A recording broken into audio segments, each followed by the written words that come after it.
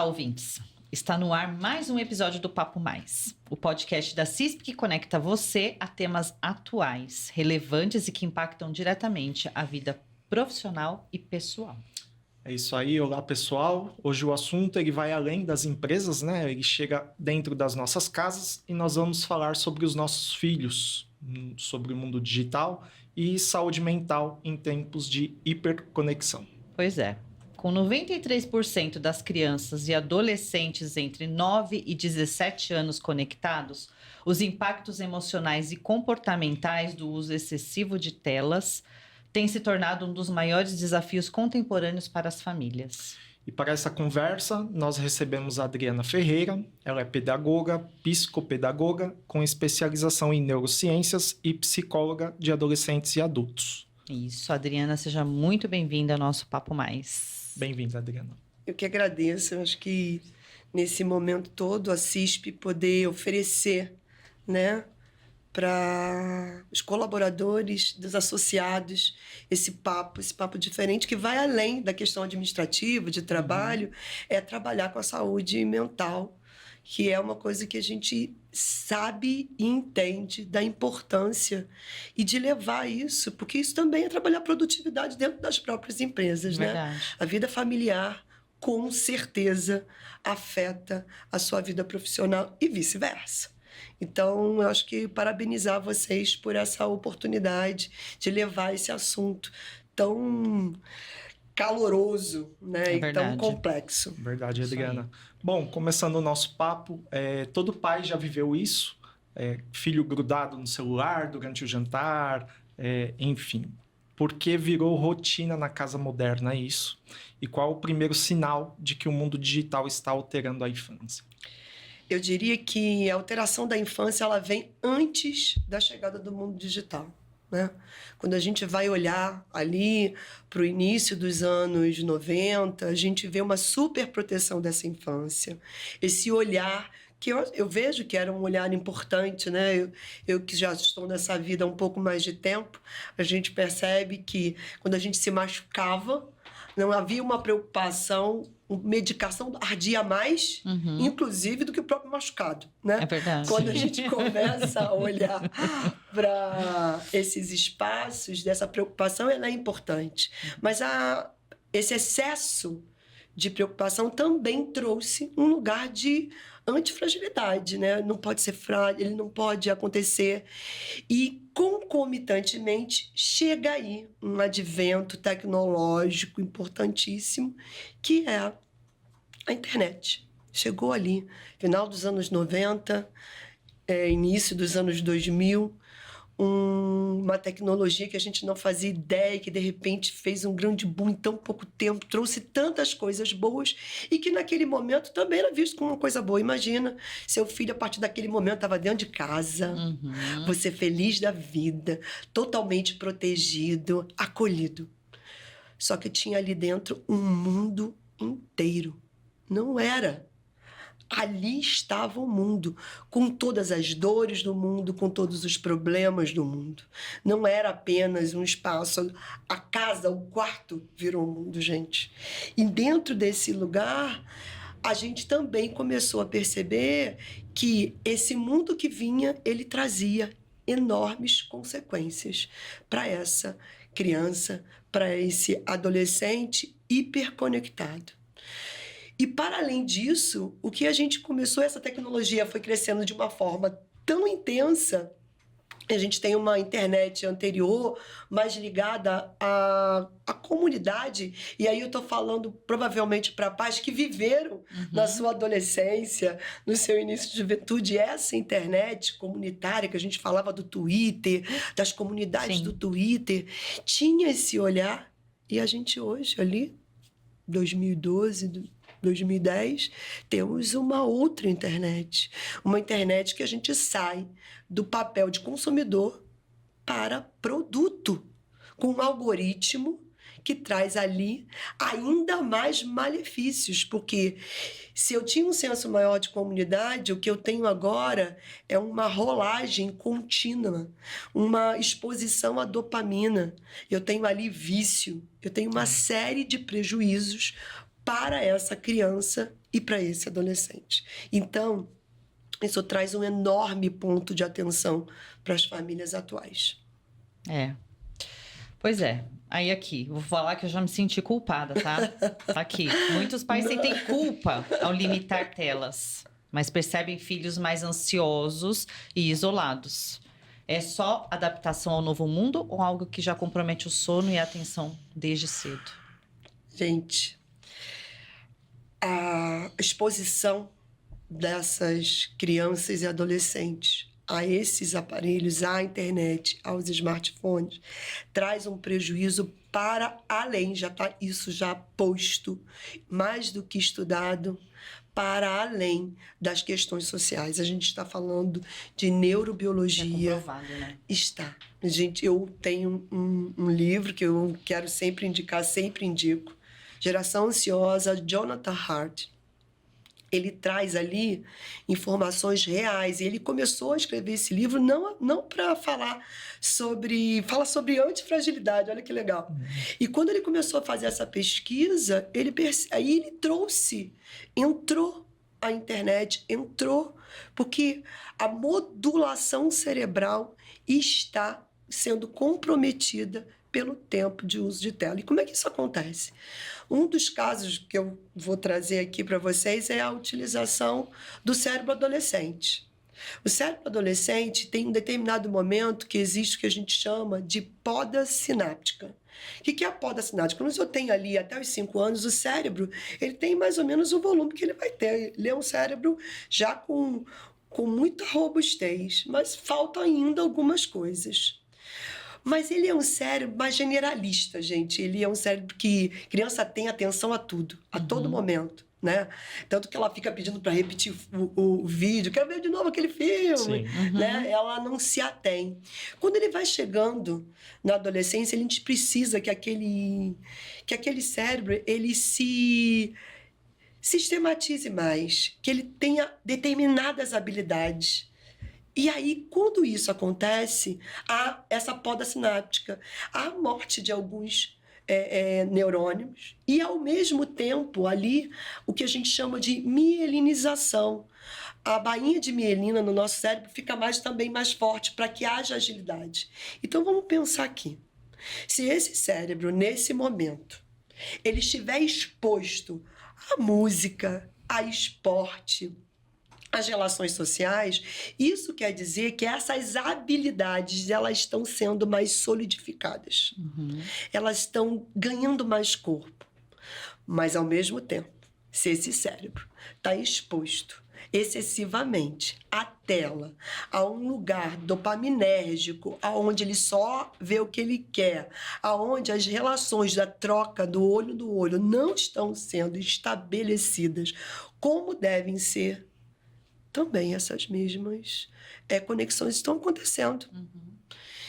E aí, o Jonathan utiliza uma metáfora que eu gosto bastante, que é o cérebro do adolescente é como se fosse um cimento. Ele está ali já cimentado, mas úmido. Ele não está completamente seco. Então, ele marca. E se essa marca, para que quando chegue à idade adulta, essa marca se solidifica, isso piora excessivamente, e é o que a gente está vendo. Se cada um pensar aqui nas crianças e adolescentes que vocês estão se transformando em adultos, que estavam expostos já, sem a gente ter tanto conhecimento, a gente já está vendo as consequências dentro da família de cada um que está aqui e de cada um que está assistindo a gente. Isso é verdade. A gente vai pensando, a gente começa a imaginar a cena. Exato. Só ouvindo. Porque dentro desse processo, vocês imaginem, com tudo isso a gente tem, perda de sono. Esse cérebro não está aprendendo a desenvolver esse trabalho social que a gente faz aqui do olho no olho, né? Dessa troca de entender o que o rosto do outro está querendo me dizer, ou o que o meu rosto está querendo me dizer. Verdade. Né? Ele está também trabalhando ali um excesso de dopamina no rolar, ou então nos vícios que acabam acontecendo com jogos, e o processo da atenção fragmentada.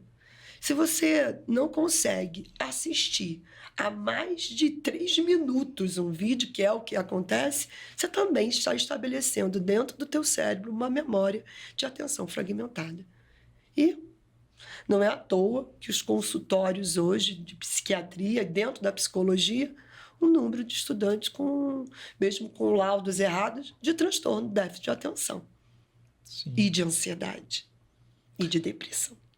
Meu Deus. Bom, mas quem nunca pensou, né? Meu filho precisa disso para o futuro, né? Só que a gente acaba vendo aí que vê eles evitando as brincadeiras, né? O convívio. Como diferenciar necessidade de excesso nessa hiperconexão diária? Gente, quando a gente chega... Eu trabalhei em escola durante muitos anos. E às vezes as famílias me questionavam isso.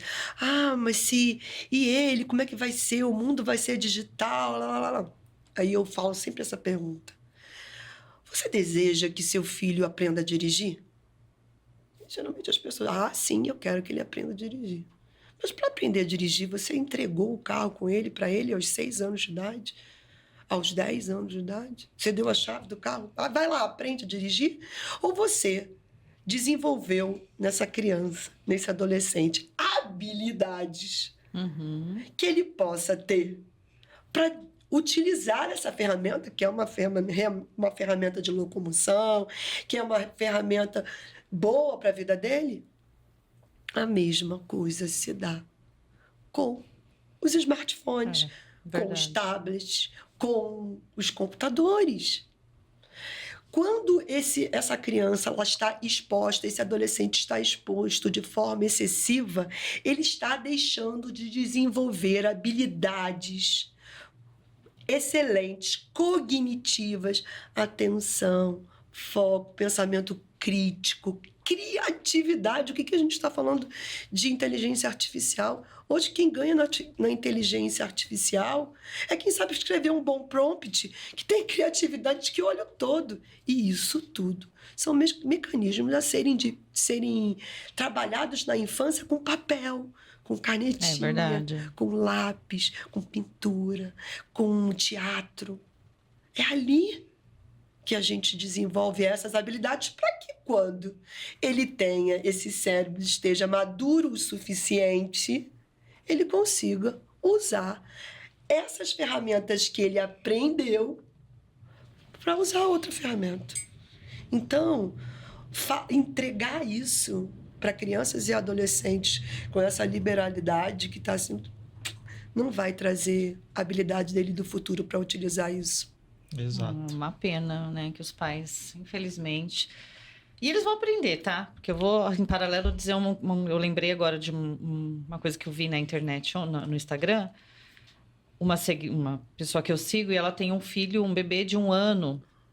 E aí, eles não dão telas para ele. Que bom. Só que ela tem pessoal que trabalha dentro de casa com ela, enfim. E aí, ela pegou ele brincando com o menino, né? Em brincadeira, não deixou pegar nem nada. Mas eu percebi, eu até comentei com meu marido. Falei, olha, ele não tem acesso à tela. Só que ele chegou no celular do rapaz e ele fazia assim com o dedinho, ó. Ou seja, ele não tem acesso, mas ele sabe que ele tem que passar o dedo para passar. Então, assim, quando for o momento dele usar esse aparelho, ele vai saber como usar. Bandura fala isso, entendeu? Né? Mas existe um psicólogo que fala que a aprendizagem se dá pelo olhar. Né? A gente aprende muitas coisas olhando a pessoa fazendo. Depois eu experimento, faço errado, faço certo, até que eu me especializo aqui. A criança está olhando isso. E isso tem a ver também com a posição das famílias, dos pais. Exatamente. E aí, uma pergunta.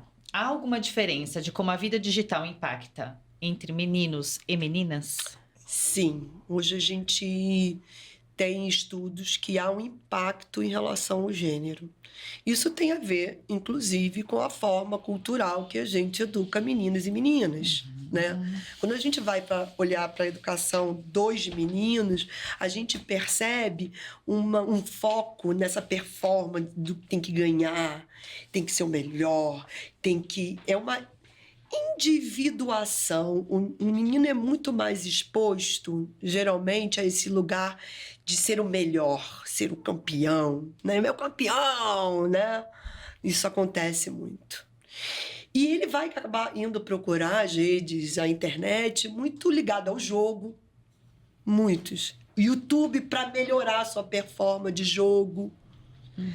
Já as meninas, também por uma questão social na nossa educação, a gente pensa no senso de comunidade, nas relações, a mulher tem o lugar da empatia, da proximidade com o outro. E as meninas vão usar, geralmente, as mídias sociais, né? E aí o uso do Instagram, o uso do WhatsApp.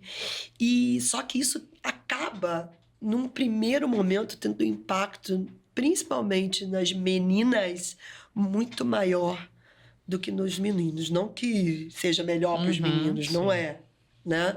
O vício, daqui a pouco no jogo, isso traz consequências tenebrosas, meninos que fragilizam a sua vida, seja acadêmica, seja profissional, porque estão viciados em jogo. Sim. Jogo em game, né? Te vê menos isso em meninas. Mas o impacto das redes sociais na vida da menina, ele é muito maior. Porque tem um espaço de concorrência, gente. Eu costumo brincar dizendo que eu, quando estava no meu ambiente escolar, eu competia com a menina popular da minha escola, né? A bonitinha, que tinha o perfil. Era esse nível de competição que a gente tinha, ali próximo. Essas meninas concorrem com Kim Kardashian. Essas meninas têm que ser... no máximo que eu queria ser era uma atriz famosa. Ela não, é atriz de outro caminho. É a digital influencer de cosméticos. Então, a gente está vendo meninas usando, querendo, brincando de usar botox, né? De trazer. Então, a gente não está sendo consumidor, a gente está sendo produto o tempo inteiro. E isso impacta muito. Porque quantas meninas fazem um vídeo e ficam esperando os likes? Conheço, inclusive, nesses meus anos todos de escola, que fiquei muito tempo, famílias que...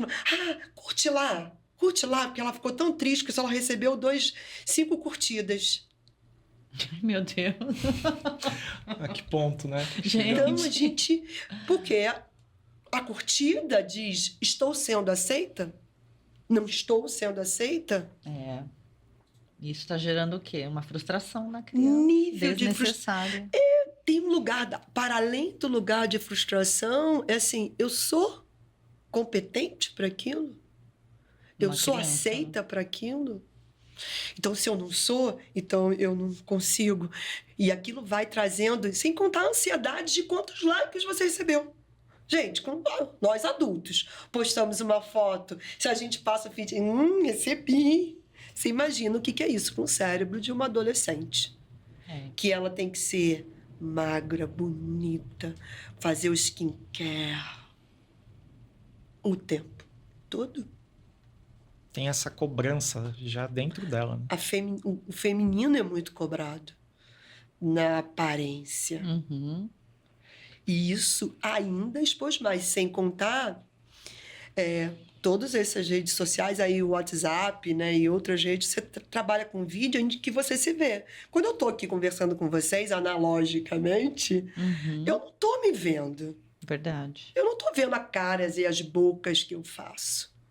Então, eu não preciso ficar me controlando das minhas caras e bocas. Quem está vendo, dizendo, tá maneiro, Adriana, não tá maneiro, Adriana, são vocês. Exato. Mas quando eu estou no vídeo, quando eu faço uma chamada de vídeo, eu estou me olhando. Eu estou olhando outra pessoa. Eu também estou me olhando. E estou me analisando ali. De que forma eu estou me portando para aquele espaço. Sim. Bom, gente, aproveitando, eu queria pedir para vocês deixarem um like aí no nosso vídeo. Né? Bom, vamos lá, Adriana. Aqui tem uma questão. Super proteger no mundo real, mas liberar horas ilimitadas no virtual. Isso gera atrasos emocionais, cyberbullying e automutilação crescente. Quais 3 alertas diários você pede aos pais para observar sem confronto? Gente, primeiro, que a gente precisa entender que bullying e cyberbullying é crime. Pais, vocês precisam entender isso. E se eu estou falando de crianças e adolescentes ou passando ou recebendo, fazendo, praticando, vocês são responsáveis por isso. Não é o vizinho, não é. A escola tem lá, quando é principalmente o bullying, mas você é muito responsável por isso. E aí, é importante que a gente entenda que o nosso cérebro ele tem ali como se fosse um sociômetro. Então, quando você começa a perceber que o seu filho, que a sua filha está sempre muito preocupado, que é o que eu trouxe ainda há pouco. Quantos likes eu recebi? Ai, como é que eu tô aqui? Ai, eu tô bem, eu tô aqui. Com nível de ansiedade, começa a entender que aquilo ali acende o sinalzinho amarelo. Tem algo ali para além do desejo de estar ali sendo exposta. Sem contar que o que a gente está vendo, dentro desse necessidade de monitoramento, é que principalmente o cyberbullying vem atingindo principalmente meninas. E está acontecendo um padrão de exclusão. Se também as pessoas aqui conversarem com colegas que tenham meninas em casa, já ouviram alguma escola da sua filha ou a filha do fulano está sendo excluída. Verdade. Você pode contar. Porque essa exclusão, a mulher, né, como a gente tinha dito, tem esse lugar de acolhimento, de necessidade de aprovação. A performance feminina ela é muito pública. Mas, ao mesmo tempo, esse espaço desse feminino, no momento de exclusão, ele é mais velado. Ele é mais rebuscado. Ele não é como o do menino, que a gente, né? O menino tá chateado, vai lá e dá 2 empurrões. Fica mais visível. O da menina, não. Então, o que a gente vem observando, e isso vem chegando no consultório, muito intensamente, meninas com crises de ansiedade, ideação suicida, depressão por exclusão. E essa exclusão começa de forma velada nas redes sociais, no WhatsApp. É assim, brigamos, Kemi, nós somos amigas, nós brigamos. Eu tenho lá um grupinho e aí eu abro um grupo no WhatsApp e digo assim, todas contra a Kemi. Olha, a Kemi fez isso comigo. Olha, mas a Kemi fez isso com você? Eu levo para casa aquilo que antes a gente discutia, nós duas. Eu ia para minha casa, você ia para a sua. A gente ali dava aquela mal-estar, mas a gente não se falava. Agora é levado para dentro da rede social. Aí eu começo a mandar informação para você, são os directs, né? Aquela menina, hoje eu tive um dia. E ali começa a questão da exclusão. Se eu tenho um grupinho mais fortalecido do que você, pode contar. Daqui a pouco, você, naquele grupo, naquela escola, ou então naquela rede, também vai começar a ser excluída. E aí, isso tem uma questão importante, que como a rede social, ela faz assim, um lastro, uma pólvora, você não está mais só excluída lá na tua sala, na quinta série B. Na quinta série B, no 8º ano, já sabe o que aconteceu na nossa relação. Mas como eu tenho a minha irmã, que é mais velha, que está no 8º ano, isso toma uma proporção dentro de um bairro. Eu tenho histórias para contar. Eu trabalhei durante muitos anos na Barra da Tijuca, um bairro mais recente. Então, todos os estudantes se conhecem. De uma escola para outra. Uma estudante foi para a escola onde eu trabalhava por essa questão, porque estava se sentindo excluída, porque teve uma questão lá na escola, com um grupo na escola. E mesmo que ela tenha feito alguma coisa, né? Não estou aqui trazendo esse mérito. Quando ela vai para minha escola, todo mundo já sabia Meu quem Deus. era ela, o que tinha acontecido na outra escola. Você não dá a possibilidade do outro É. de mudar. Ele traz a história com ele. Então, pais, mães, olhem os grupos e o que está sendo dito nos grupos de WhatsApp dos seus filhos.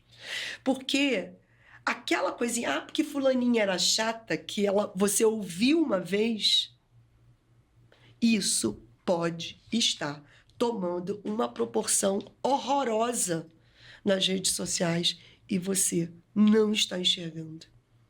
E você vai levar um susto ao descobrir que sua filha, seu filho... Os meninos entram muito naquilo do oba-oba. É isso mesmo, é muito... Quando eu já tive a oportunidade de receber e ver nas redes sociais de grupos que estavam fazendo isso e a gente precisou intervir na época, os meninos é muito nessa... ela é mesmo assim. E as meninas não. Existe um requinte de crueldade. E a menina acaba guardando isso pra ela, né? Ela não compartilha com os pais por um sentimento de vergonha. Ela fica isolada dentro de casa até que ela consiga verbalizar, porque tem um lugar de culpa, então é minha culpa. Eu que estou sendo assim. E a própria família, sabe? Se sente... Ai, por que estão excluindo a minha filha? E vai tentando buscar. As famílias perderam um pouco esse senso de comunidade. Porque ela é chatinha mesmo, ela é muito infantil. Adoro essa frase, tá, gente? Coisa que eu mais ouvi agora na clínica e que eu ouvia muito quando eu estava trabalhando nas escolas, era porque fulaninha era muito infantil. E eu tô falando de meninas de 10 anos, que bom, né? A minha vontade de dizer, que bom, ela é infantil, tá certo. Então ela tá na idade certa. Porque você tem uma extensão maior do processo A adolescência está chegando cada vez mais. Atenção a isso, pais. Talvez a terceira etapa. A adolescência está chegando cada vez antecipadamente. Porque exposto a isso tudo, a Kim Kardashian, a preocupação com o corpo. Você tem meninas de 6 anos se preocupando. Não quero isso, porque senão vão achar. 6 anos, gente. 6 anos. Não é para se preocupar com isso. Não é para se preocupar com isso. E hoje a gente está vendo isso acontecer. Então eu tenho a adolescência chegando muito antes. E esse cérebro não amadurece. Porque eu não expus ele ao sofrimento, à angústia, à dor. E ele também entra na fase adulta muito mais tardiamente. Porque eu não estou preparando para isso. Eu antecipo e não preparo para a fase adulta. Então, a gente precisa ter atenção, sim, a tudo. Não há privacidade para uso de rede social com os filhos de vocês. Não há privacidade para uso para crianças e adolescentes. Você não pode ter privacidade. É um assunto muito complicado, meu Deus. Vamos lá. 0 tela nos primeiros anos faz sentido, mas há benefícios pedagógicos reais. Como mediar o uso sem culpa, evitando depressão, agressividade e isolamento em jovens? Existe uma questão mais importante para tudo. Regra. Olha que coisa legal. Que é o que a gente menos vê hoje em dia, Regra. né? Quando você vai entregar, você vai comprar. Geralmente é assim, né? O filho começa a pedir. Mas todo mundo tem, todo mundo tem. Primeiro é uma grande luta, né? Aqueles que querem segurar um pouco mais, ficam ali, sendo, né? Todo mundo tem, todos os meus amigos têm. Tá bom, você achou que ele pode? Você achou? Vamos lá, vamos pensar.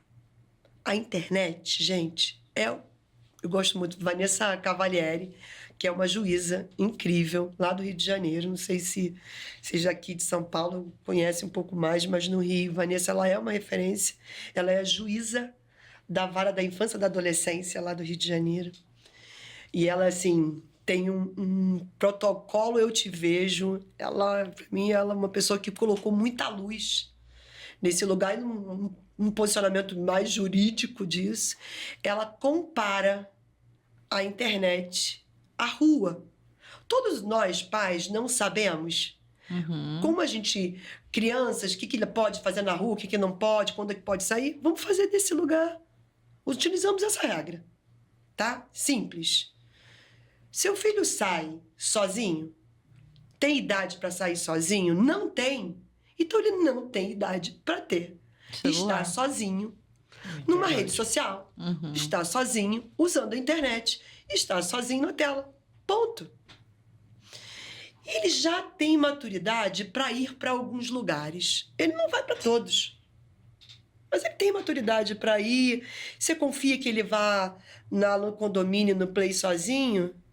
Você confia que ele durma na casa de algum colega que você confie sozinho? Está na hora de liberar.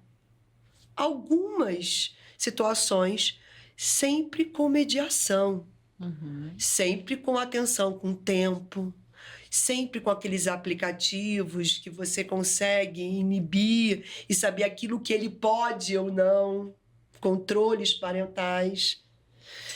Se o seu filho já está numa idade que você entregou a chave para ele, e nessa entrega dessa chave, ele já sabe colocar o que ele pode colocar dentro de casa, a coleguinha que ele vai convidar, até mesmo quando você não estiver, tá na hora dele ir.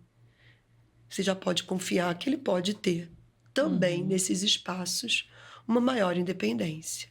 Lembrando sempre que até os 18 anos, você é responsável por aquilo que está acontecendo. É, verdade. Mas eu sempre lembro. E depois dos 18, Adriana, realmente, juridicamente, você não é mais responsável.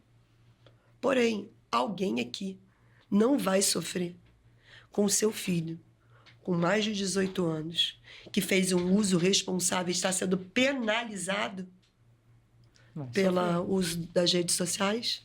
Então, atenção e conversa é sempre. Entendendo que, ai, caramba, né? Tô ouvindo o podcast aqui, não fiz isso na entrega. Quando eu entreguei o telefone para o meu filho, quando eu comprei o tablet, eu não fiz, não conversei sobre essas regras, eu não mostrei para ele isso. O que eu faço? Retomo. Fica tranquilo, retoma. Conversa de novo. Começa do zero. Começa.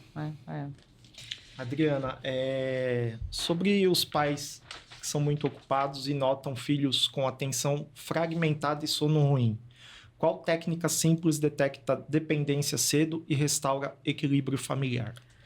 Gente, tem uma coisa que está dentro do telefone e qualquer tablet, que é a quantidade de horas que você tem que...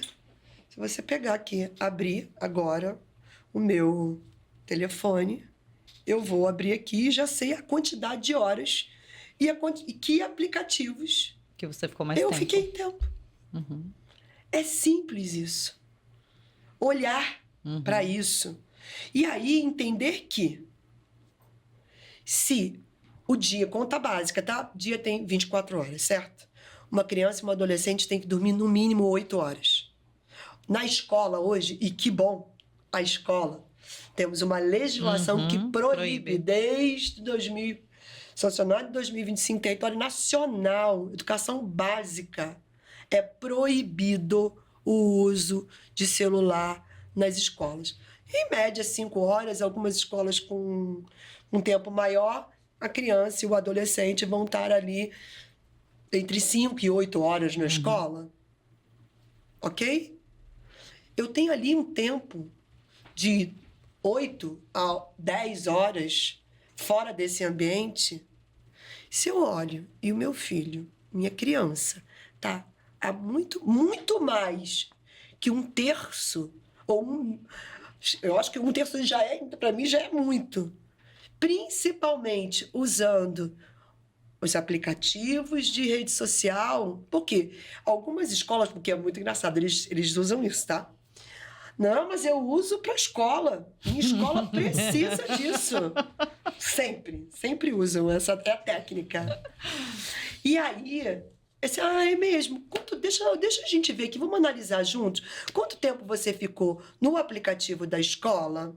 E vamos ver quanto tempo você ficou na rede social. Tomara que ele tenha ficado 3 horas no aplicativo da escola. Acho difícil, mas tomara. Mas se ele ficou 3 horas em aplicativos de rede social, isso é um dos maiores alertas que você precisa melhorar o controle daquilo do seu filho. Muito. Porque se ele não está ocupando para estudar, vai dar ruim na escola, gente. Uhum, verdade. Nesse tempo que ele não está fazendo atividade física. E ele não está fazendo uma coisa ligada à música, à arte, que eu adoro. Nós estamos com um grande problema.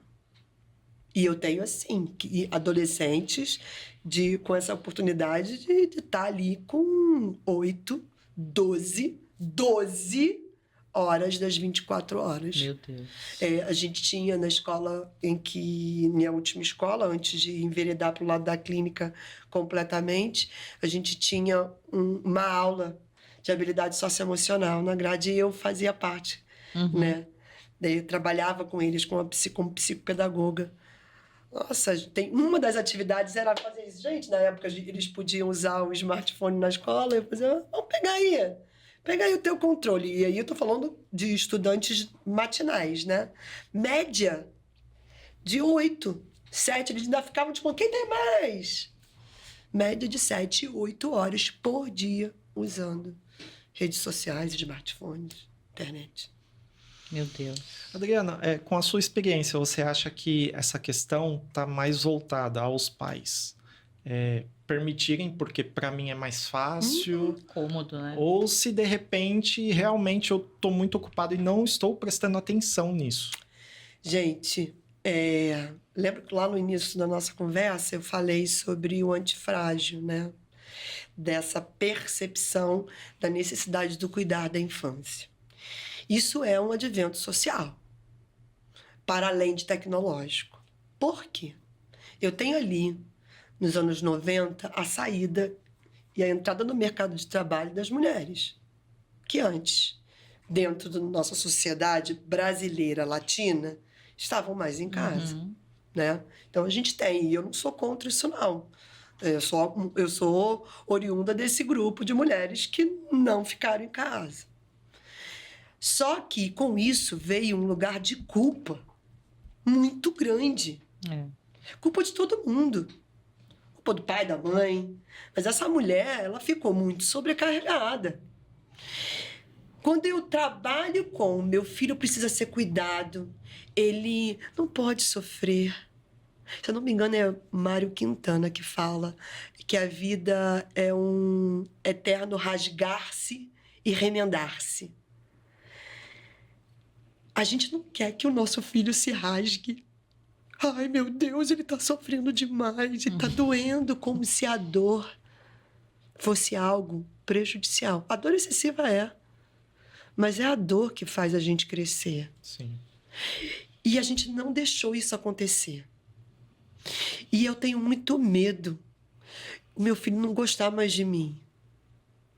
E aí eu entreguei isso para alguns pais, sem contar o cansaço. E aí você traz um ponto que é emblemático. Eu fico muito observando isso. Ao longo dos anos eu fico muito atenta, porque a minha família é grande e eu vejo as minhas crianças, né? Que os filhos dos meus primos, dos meus sobrinhos, são crianças hoje. Em festa de adulto, observem, façam essa observação. Em festa de adulto, dá um determinado momento que as crianças ficam entediadas. Ficam. Os adultos estão ali conversando com música. Tem um momento que elas não querem mais. Passou o tempo. Aí vem um e pede. Ah, mãe, me dá um celular. Mãe, me dá um celular. E você que quer continuar naquela festa, você dá o celular.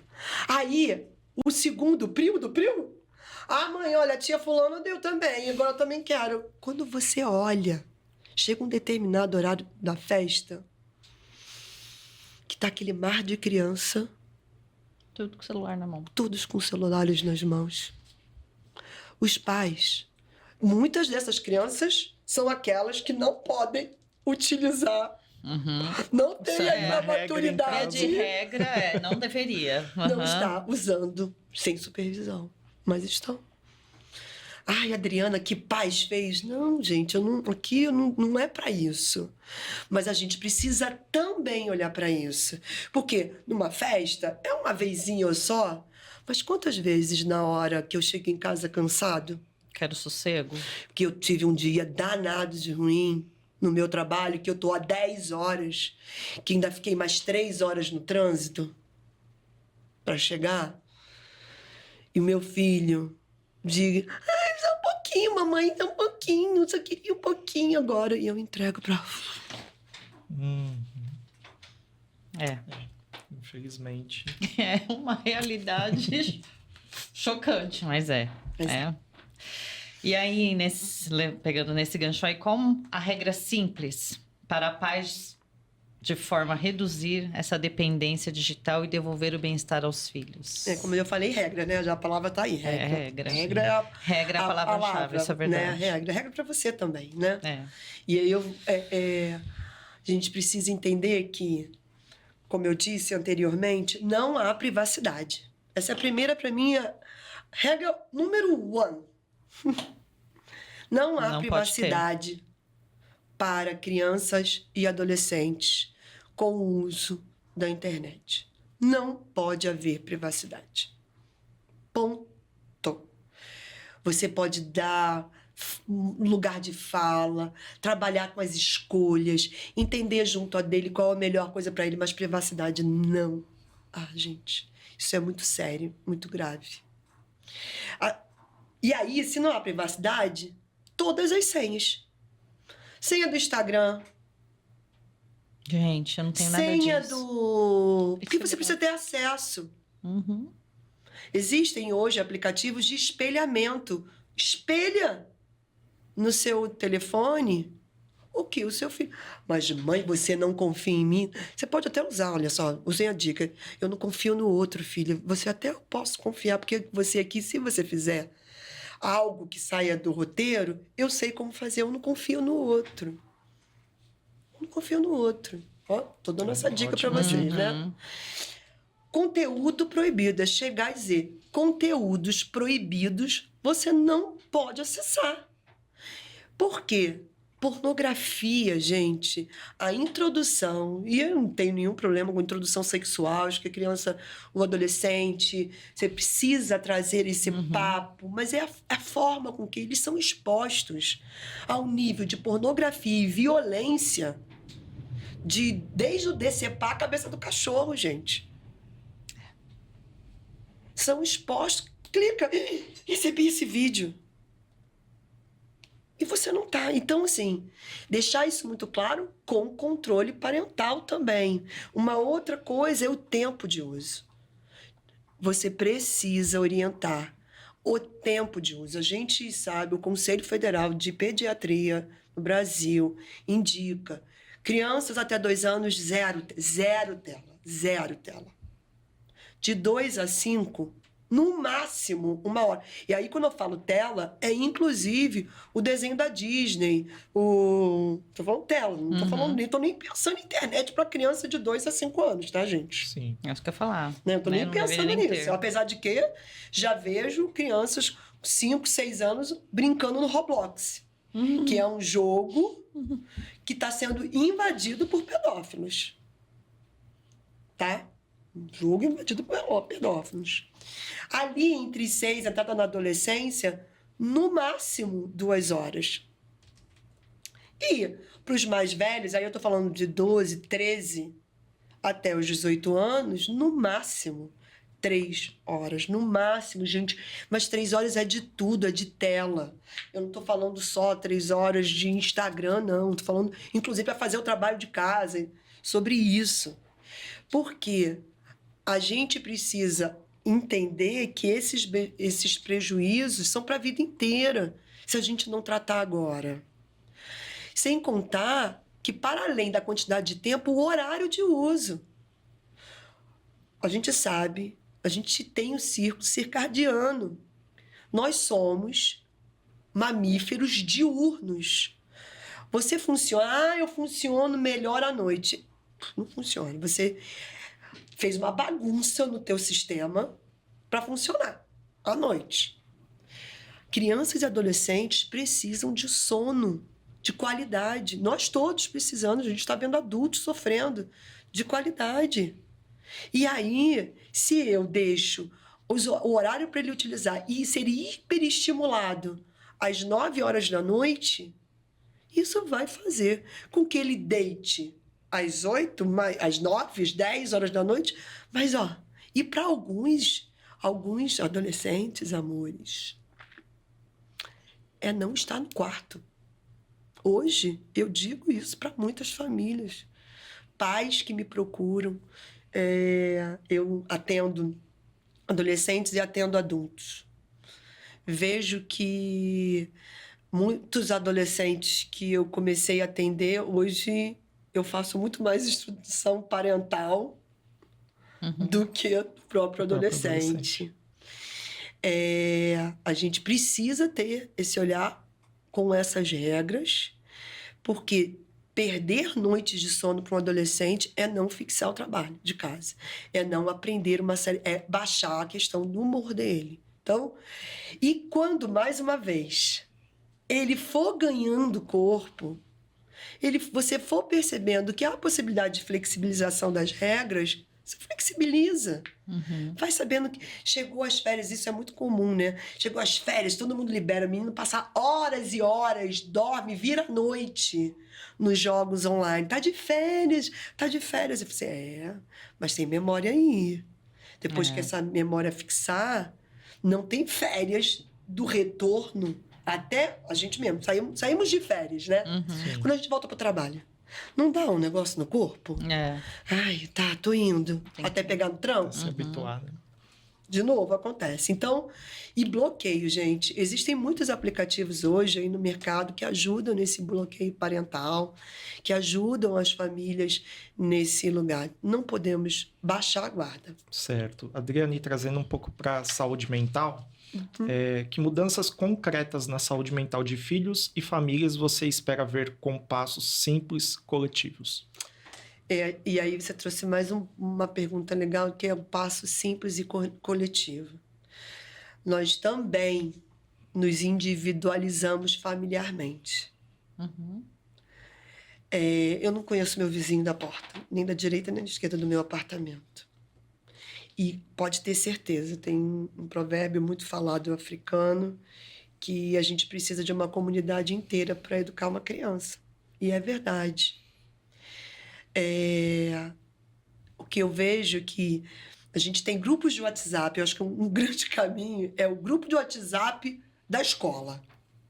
Se ali os pais começarem a se mobilizar para falar, e até mesmo ir buscar a escola para falar sobre isso, os pais entenderem aquilo ali como uma boa rede, não uma rede para ficar falando mal do fulano, do professor fulano de tal, mas como uma rede de comunidade, porque são aquelas famílias cujas crianças e cujos adolescentes estão todos os dias juntos.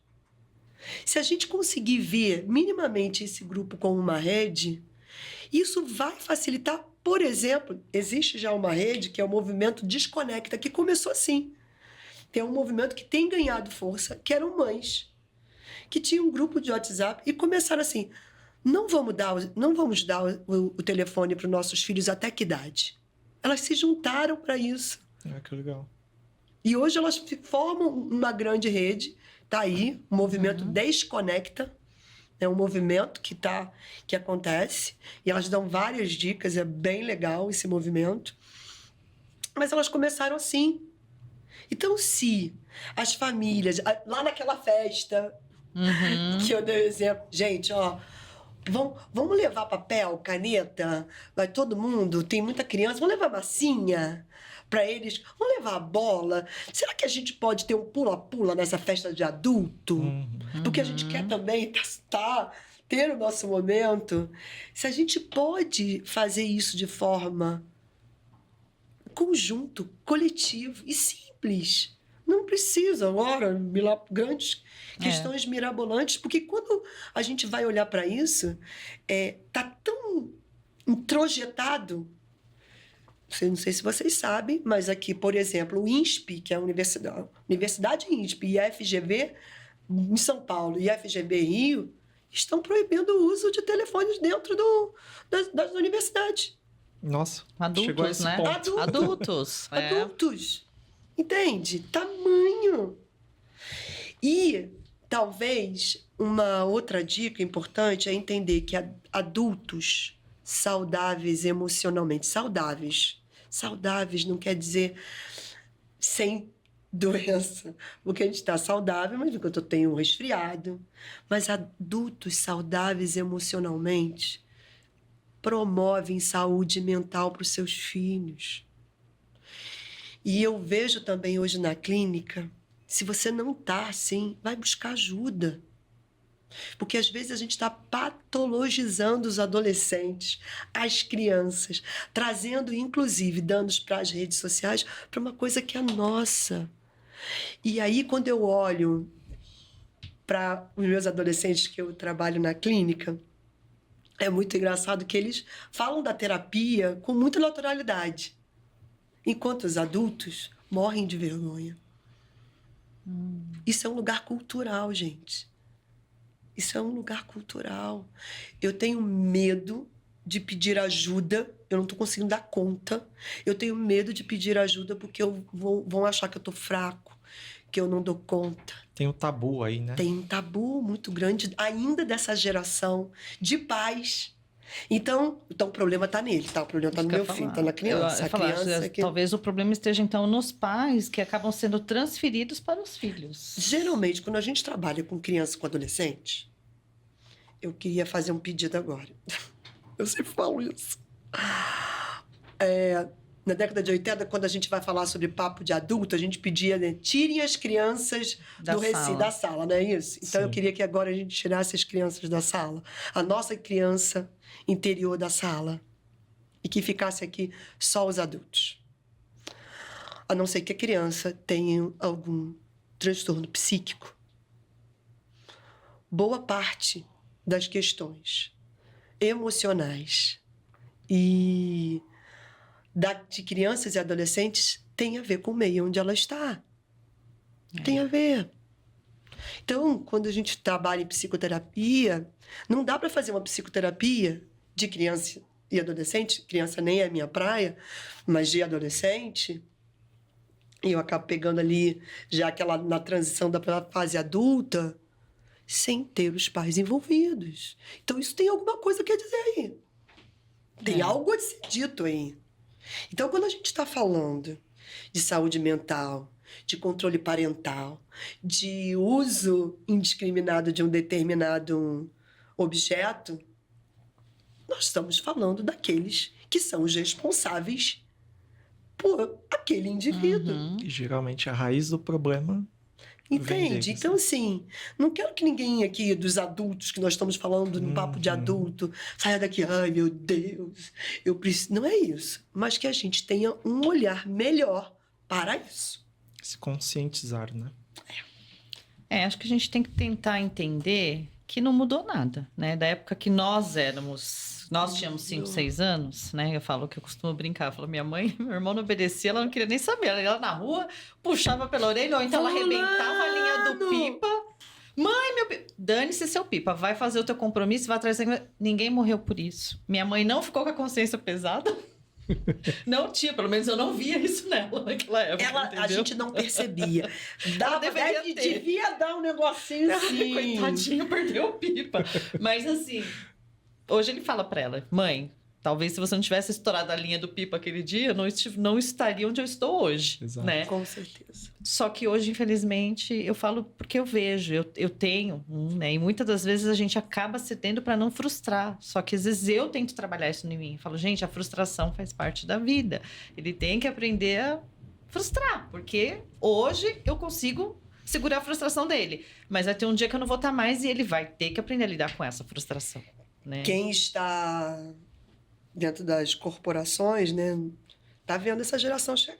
É. Sim. E eu acho que tem. E eu não sou saudosista, eu acho que é uma geração que tem muita coisa, que eu acho assim, que traz um olhar para determinados assuntos que encara de frente, que eu acho incrível. A gente falava de assédio sexual, gente. Quantas mulheres foram assediadas psicologicamente, homens assediados psicologicamente, e eles enfrentam isso de cara e deram um nome para isso. Eu só acho incrível. Mas tem um espaço que isso está muito ligado ao lugar da ansiedade, ao número exacerbado de medicação para transtorno de ansiedade, é que eu não consigo, eu não tenho corpo para me frustrar. Dói tanto me frustrar, porque eu fui tão blindado. Eu não usei a palavra, mas eu não usei metiolate. Só quem usou metiolate depois que tinha ralado, sabe o que é.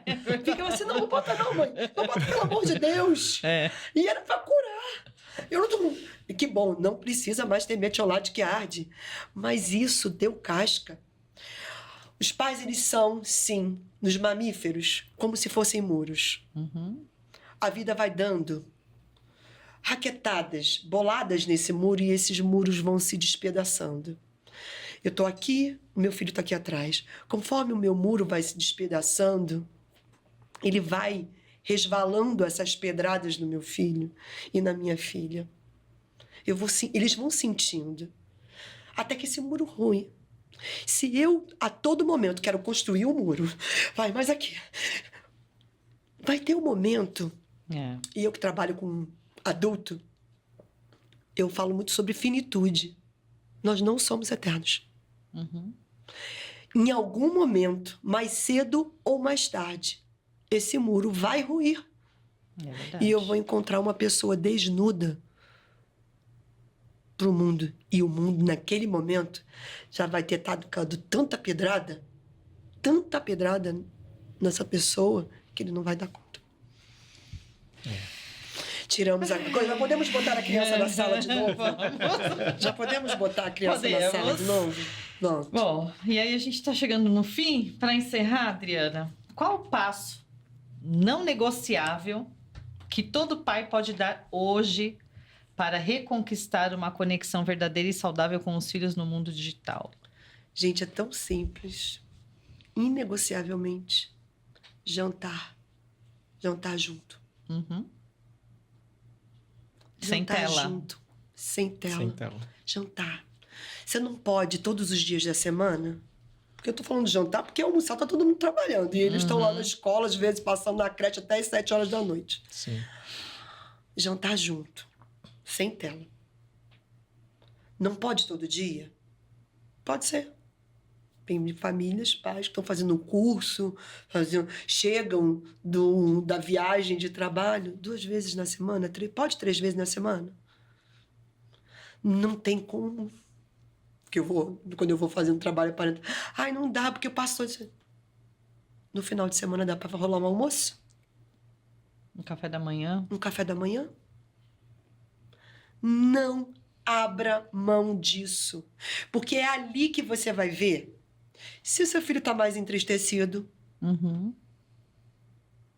se ele está mais falante, se ele vai trazer umas abobrinhas, umas falas diferentes. Um dos casos que eu peguei na escola de uma mãe, um menino que estava entrando num grupo ali, daquelas questões de Red Pill, um menino, começou a trazer uns papos diferentes sobre a relação com as meninas. Não para o jantar, não, porque a mulher é isso, porque a mulher é aquilo. A mãe, muito atenta, jantava. Essa jantava com Jantava. ela da escola. mexeu no telefone dele e realmente, num dos jogos que ele fazia parte, ele era um adolescente ali, uma fase difícil da adolescência masculina, é ali entre os 15 e 16, porque entra a questão do namoro, se você é aceito para isso, né? Tem a questão da sexualidade, tem que ser forte, né? Tem tudo isso do vigor. E era um menino mais franzino, um menino mais menino, com corpo ainda não tão... com todos os caracteres, né? E ela foi ver. Ele tinha sido capturado por um grupo no Instagram que falava sobre. Imediatamente ela entrou em contato para entender se isso estava reverberando. Não tinha ainda reverberado ainda na escola. Mas foi só assim. Foi ali no Simples jantar. assim. Foi ali no jantar. Que eu vou ver se a minha filha vai estar tão preocupada em ver se tem uma mensagem e vai fazer uma carinha. E você vai perguntar, e você vai, lembra da privacidade, olhar que caminho é esse. É ali. É nesse dia, é no olhar. É na troca desse olhar. E o jantar, para mim, é inegociável. Precisa ser um lugar. Jantar, uma refeição, estar, né? Emblematicamente o jantar, mas em qualquer momento que você esteja. Porque, e muito bem disse o Tiago, muitas das vezes a gente também tá. Exato. Repara num restaurante quando você vai, às vezes. A família tá todinha, cada uma no seu aparelho. A gente tá, ó. Rolando tela também. Tem alguns estudos, não vou me aprofundar porque eu ainda não li ele todo, questão da maternagem, a amamentação. O olhar no momento da amamentação, da perda de conexão, porque a mãe está amamentando. Existe já algumas lugares para isso. Então, não abra mão disso. Bom, pessoal, infelizmente estamos chegando ao fim de mais um episódio. Poderíamos passar horas e horas falando sobre isso. O dia inteiro. Mas, primeiramente, queria pedir para vocês seguirem as nossas redes. Estamos no Instagram, no TikTok, no LinkedIn, no YouTube. Sigam, compartilham, comentem. Espero que tenham aproveitado aí os insights da Adriana. E queria também abrir o espaço para a Adriana comentar sobre as redes dela aqui no final. E antes disso, eu queria agradecer a Adriana por ter trazido aí um assunto tão urgente, né? Tão sensível também nesse momento. E fica claro aí que o equilíbrio digital começa dentro de casa e com consciência. Exatamente. Né? Por favor, Adriana, fica à vontade para compartilhar aí suas redes. Mais uma vez, quero só primeiro agradecer essa oportunidade, né, da gente estar aqui realmente falando sobre isso. Eu não sei as minhas redes sociais, bota coisa que eu não sei, menina. Eu sou péssima. Nós vamos colocar aqui embaixo. Bota embaixo. Pode botar embaixo? Pode sim.